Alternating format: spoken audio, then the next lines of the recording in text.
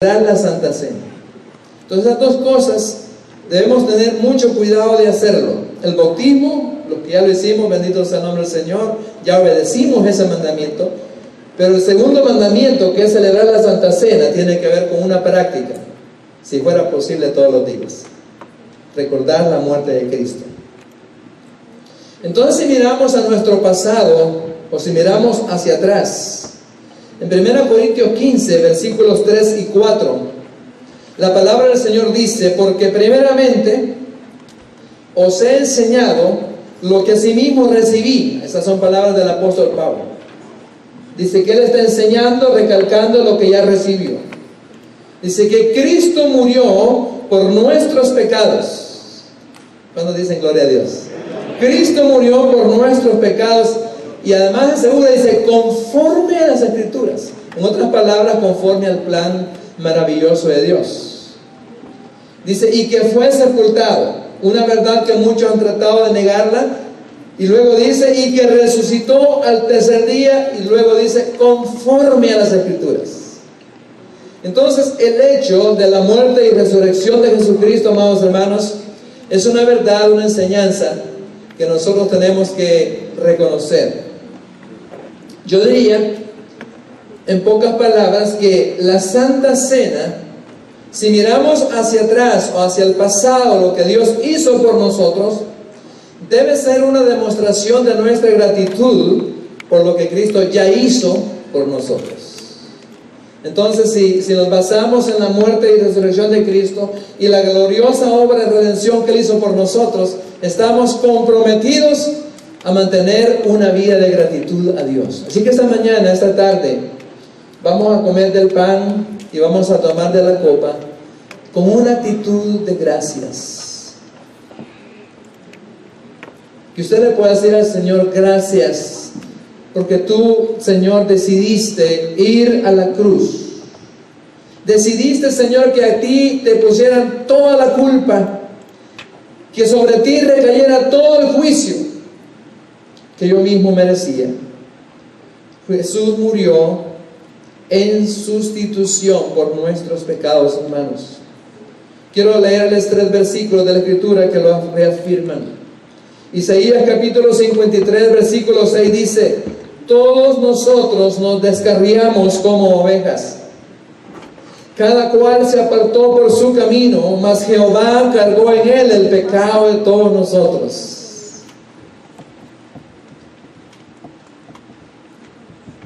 Primera de Pedro 2, 24, en las palabras del apóstol Pedro dice: quien llevó él mismo nuestros pecados en su cuerpo sobre el madero, para que nosotros, estando a los pecados, vivamos a la justicia, y por cuya herida fuisteis sanados.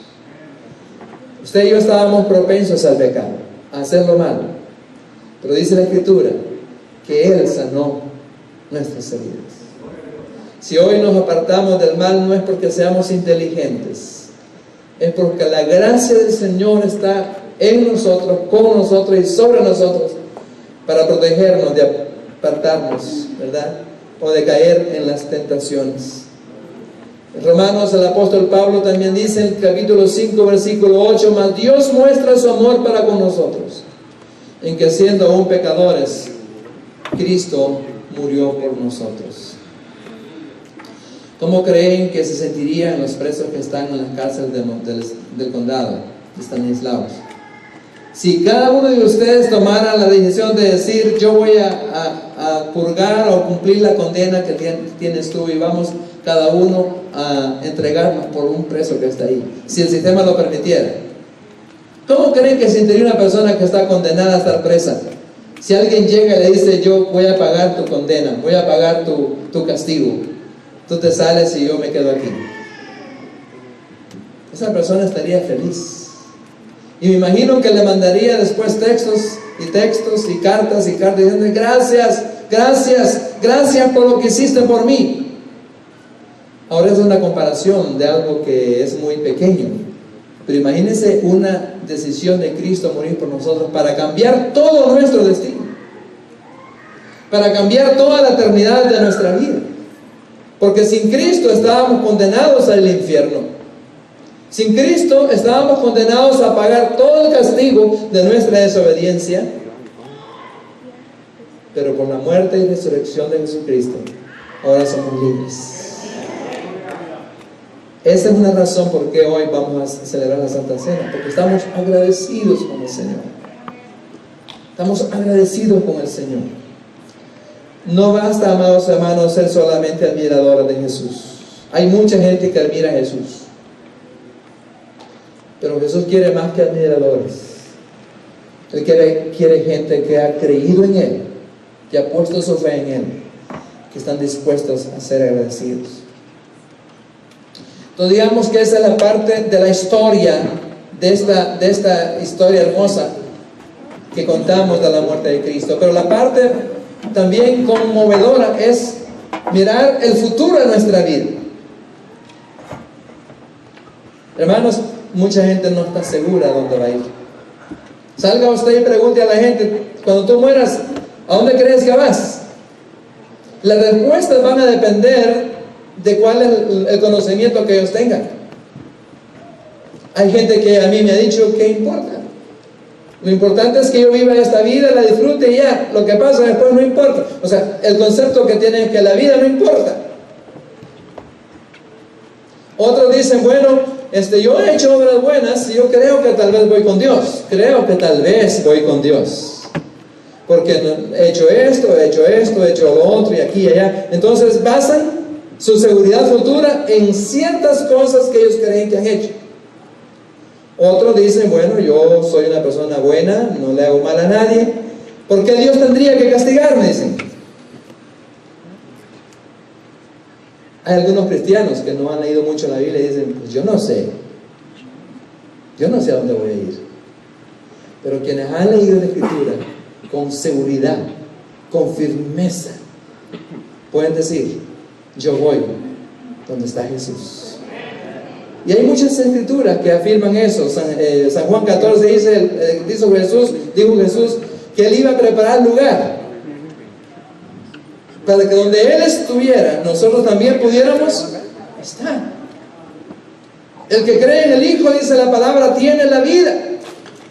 Entonces, si miramos hacia el futuro de nuestra vida, hermanos, dice el apóstol Pablo en Corintios, así pues, todas las veces que comiereis este pan y bebiereis esta copa, la muerte del Señor anunciáis hasta que Él venga. Estamos esperando, hermanos, el glorioso regreso de Cristo. Porque creer esa verdad tiene muchas bendiciones dadas para nosotros. El regreso de Cristo vendrá a este mundo para levantar la iglesia que Él compró con su sangre. Lo que eso quiere decir es que Él se llevará a todos sus hijos y los sacará del sufrimiento, los sacará de toda angustia, los sacará de todas las cosas que ahora al ser humano le causan dificultad. La Santa Cena entonces debe ser una demostración de nuestra esperanza. Entonces, una demostración de nuestra gratitud fue la primera. Debe ser la demostración de nuestra esperanza. Si hay alguien que tiene más esperanza que cualquier persona, son los hijos de Dios. Los que han leído la Escritura y la creen y la confiesan, tenemos seguridad. Mas a todos los que le recibieron, a los que creen en su nombre, dice Jesús, les dio potestad, derecho de ser hijos de Dios. Entonces, cuando comemos del pan y tomamos de la copa, estamos hablando de esperanza. Este mundo, si usted lee las noticias, solo hablan de problemas, de fracasos, de suicidios, de homicidios, de problemas, de guerras. Hay tantos problemas que afligen al mundo. Pero el cristiano no tiene su mirada puesta en este mundo, sino que la tiene en ¿quién? En Jesús, que ha prometido volver. Y eso nos trae esperanza. Así que, hermano, que usted vea que el entorno de su vida, de su familia y de la comunidad donde vive no parezca bueno, Acuérdese que nuestra esperanza no está en las cosas de este mundo, sino está en el Señor, que ha prometido llevarnos. Entonces la Santa Cena se convierte, hermanos, para nosotros en una bendición. Bendición para mañana, bendición para pasado, bendición para nuestra vida. Pero cuando miramos también la Santa Cena hacia adentro, ya vimos el atrás, el después, el futuro. Pero si miramos hacia adentro, la palabra de Dios en 1 Corintios 11, 27 y 28 dice: de manera que cualquiera que comiere este pan o bebiere de esta copa del Señor indignamente, será culpado del cuerpo y de la sangre del Señor. Por tanto, pruébese cada uno a sí mismo y coma del pan y beba de la copa. Más adelante, en versículos 31 y 32 dice: si pues nos examinamos a nosotros mismos, no seríamos juzgados, mas siendo juzgados somos castigados por el Señor para que no seamos condenados. Entonces la Santa Cena, aparte de ser una demostración de gratitud a Dios, aparte de ser una demostración de nuestra esperanza que tenemos en Él, es una demostración de que nos importa cómo estamos nosotros. Quiero que piensen en estas palabras. Nuestro estado interno a Dios le importa. Amén. Si internamente usted está triste, a Dios le importa su tristeza. Y Él quiere que usted recupere el gozo que nos da la salvación y la vida eterna. Si alguno está enojado, a Dios le interesa que usted no siga más enojado. Y lo que Dios quiere es que usted tenga paz en su corazón. Si alguno está afligido, Dios quiere que salga de esa aflicción.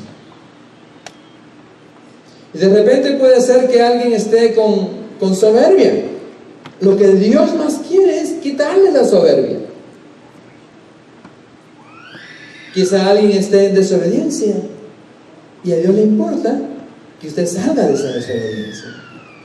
Entonces la Santa Cena es una demostración, primero, de gratitud, segundo, de esperanza, y tercero, de un estado interno agradable delante de Dios. Dice el versículo entonces ahí, bien clarito lo dice: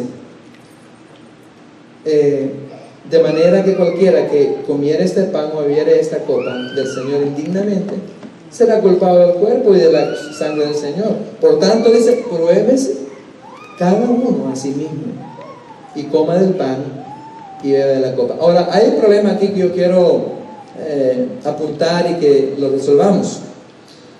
A veces algunas personas llegan a la conclusión y me han dicho: pastor, yo no tomo, personalmente le han dicho: pastor, si alguna vez se ha fijado que yo no tomo la Santa Cena, me dicen, no la tomo porque yo no me considero digno de tomar la Santa Cena. Y en verdad, hermanos, si nosotros pensamos en ser dignos para tomar la Santa Cena, no hay uno, tan solo aquí en este lugar, que sea digno de tomar la Santa Cena. Porque si Dios nos acepta a nosotros, nos acepta por su gracia. Gracia quiere decir que Él nos toma o nos da un regalo que no merecemos. O sea, no somos dignos, nadie es digno de tomar la Santa Cena. Lo hacemos porque nos amparamos en la muerte de Cristo. Pero la diferencia es que sí debemos hacerlo dignamente.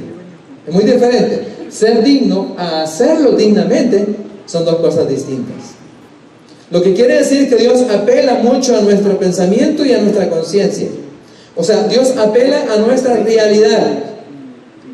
Y lo que Él quiere es que si nuestra realidad es de desobediencia, corrijamos el problema de desobediencia.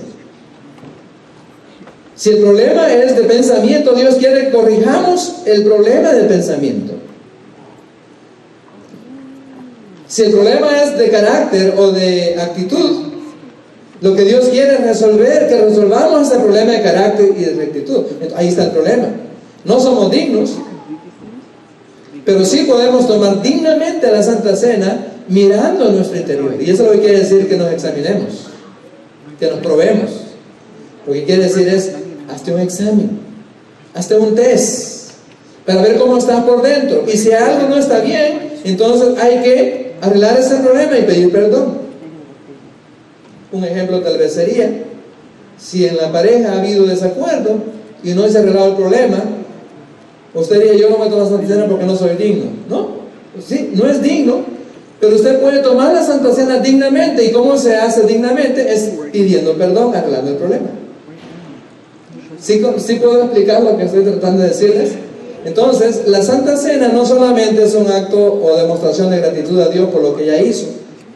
No solamente es un acto de demostración por la esperanza que tenemos en Él, sino que la Santa Cena es una demostración de que como a Dios le interesa nuestro interior, también a nosotros nos interesa nuestro interior. Entonces, hermanos, sí, pues dice Corintios 11, 31, 32, nos examinásemos a nosotros mismos, no seríamos juzgados, mas siendo juzgados somos castigados por el Señor para que no seamos condenados. Y ese versículo tan famoso que lo conocemos de memoria dice, si confesamos nuestros pecados, Dios es fiel y justo para perdonar nuestros pecados y limpiarnos de toda maldad. Voy a terminar con la cuarta verdad que quiero mostrar o decirles acerca de la Santa Cena. Miramos hacia atrás, miramos con gratitud. Miramos hacia el futuro, miramos con esperanza. Miramos hacia adentro, miramos cómo está nuestro carácter o nuestra situación real. Pero cuando miramos alrededor,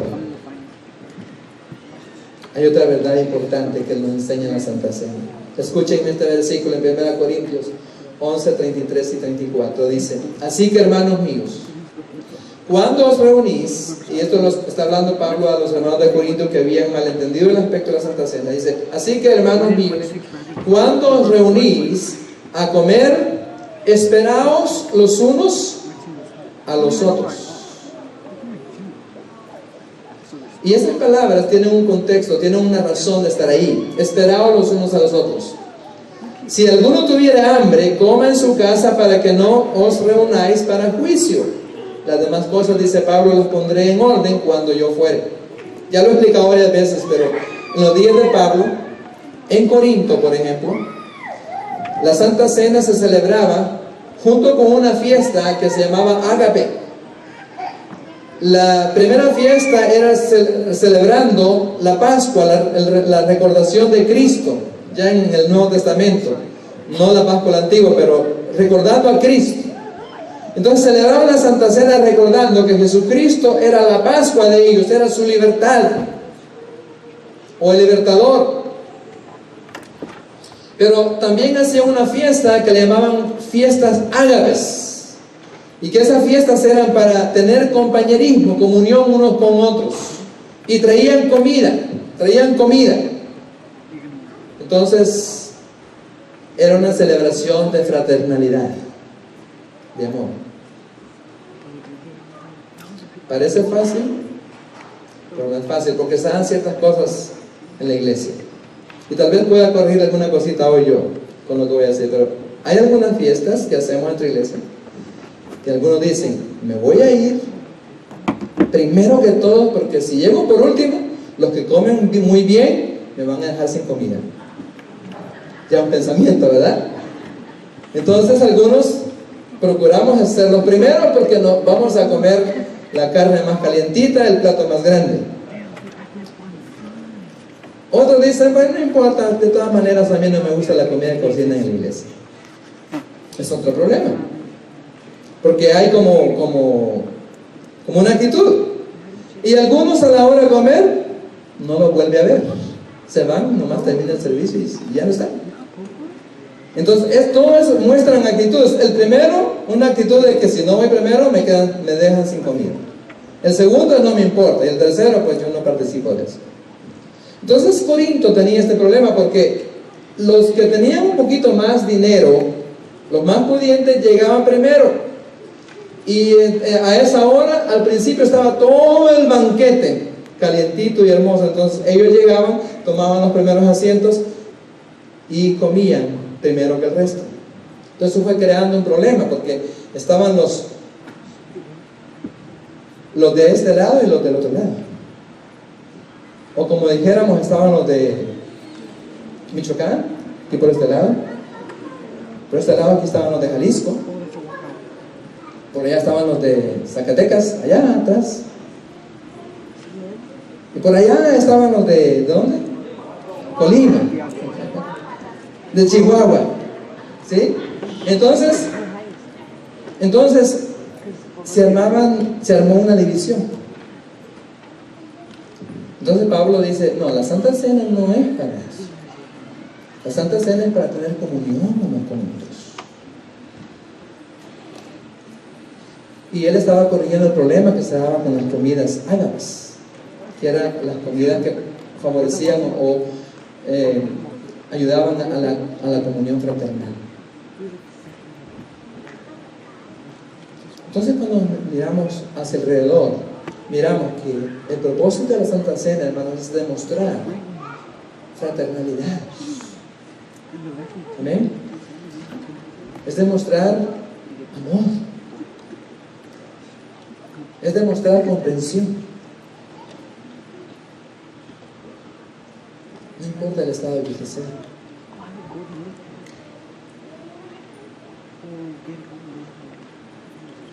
Yo he oído, y quiero corregirlo, porque algunas veces he oído que algunos me dicen, los oaxaquitas. Allá. Y yo digo, ¿qué queremos decir con los oaxaquitas? ¿Cuál es el concepto que tienen los oaxaquitas para muchos mexicanos? Díganme la verdad.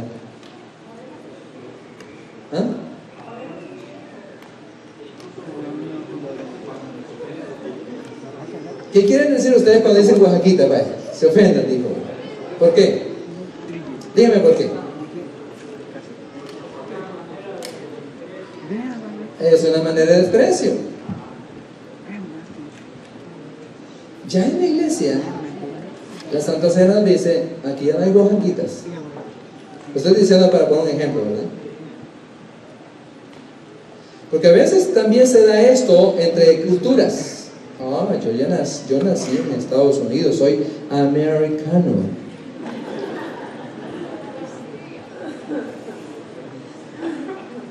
Hermanos, aquí ya no hay ni guatemaltecos, ni hondureños,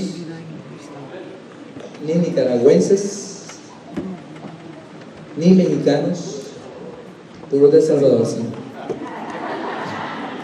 Y si no son de El Salvador, necesitan arrepentirse de sus pecados.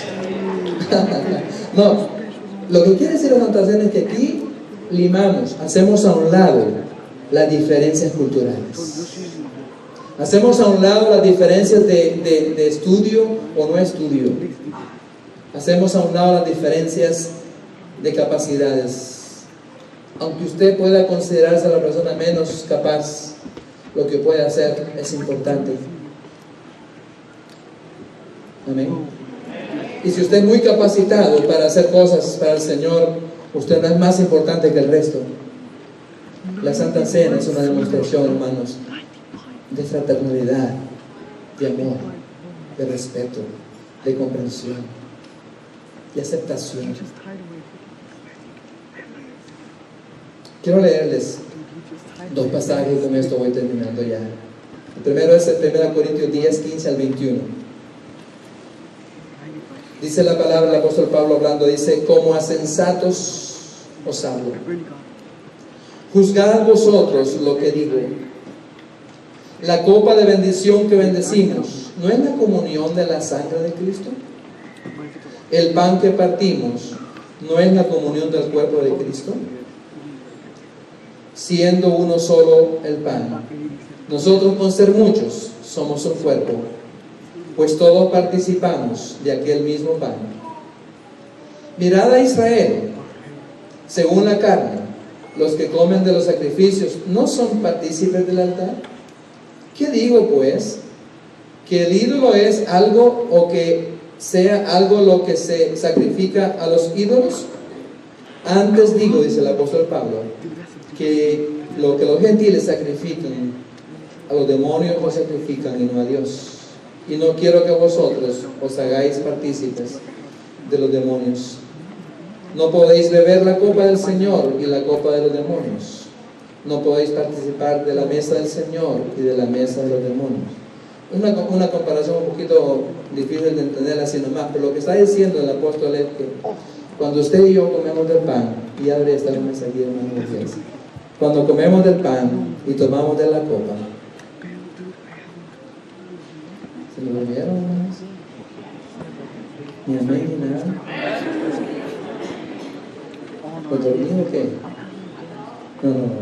Entonces, lo que quiere decir el texto es que cuando comemos del pan y tomamos de la copa, estamos automáticamente participando del cuerpo de Cristo.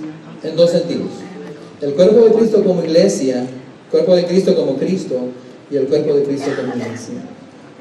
O sea, en otras palabras, que cuando nosotros comemos del pan y de la Santa Cena, terminamos una reunión, terminamos un acto, salimos de este lugar donde los desacuerdos y las divisiones quedan limados, quedan aquí.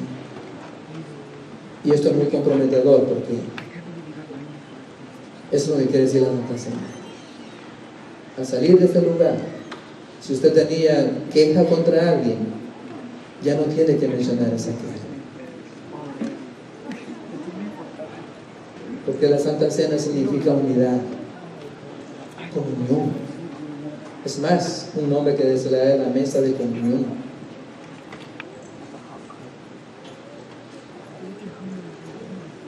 Y Hechos 2, 42 al 47 para mí es el pasaje que mejor refleja la fraternidad cuando participamos de la mesa del Señor. Dice: y perseveraban en la doctrina de los apóstoles,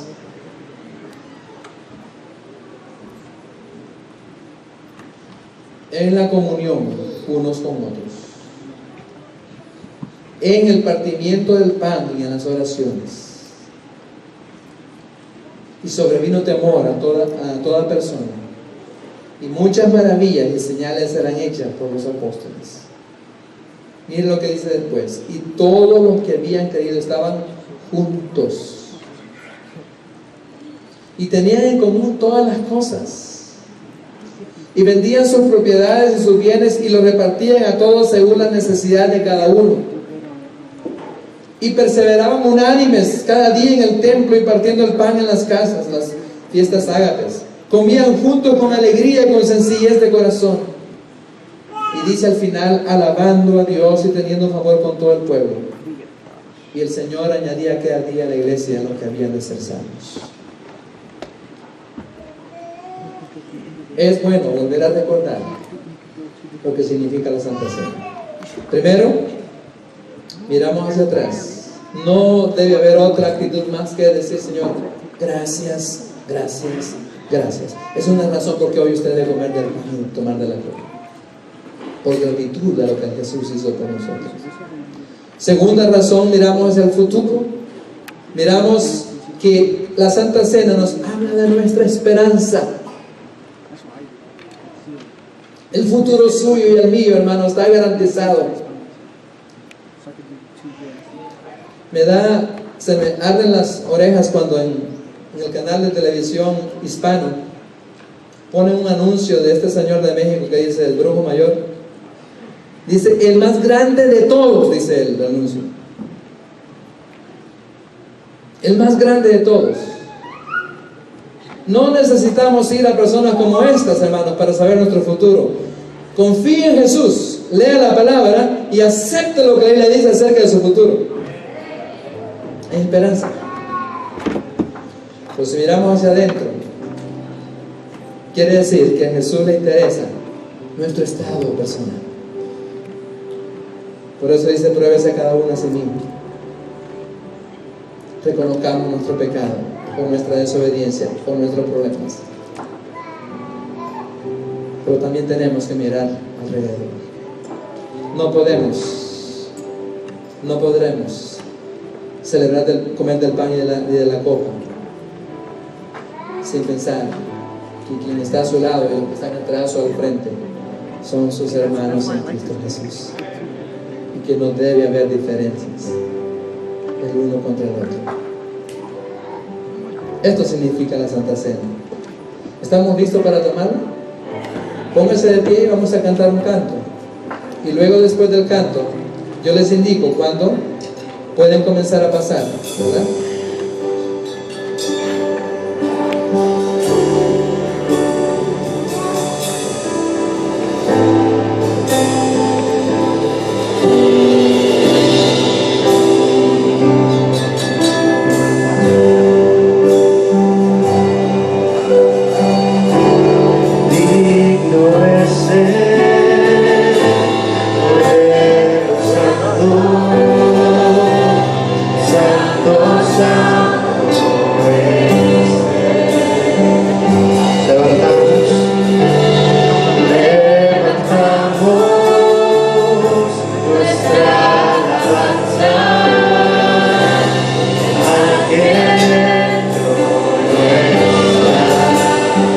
Digno es el Cordero, digno es el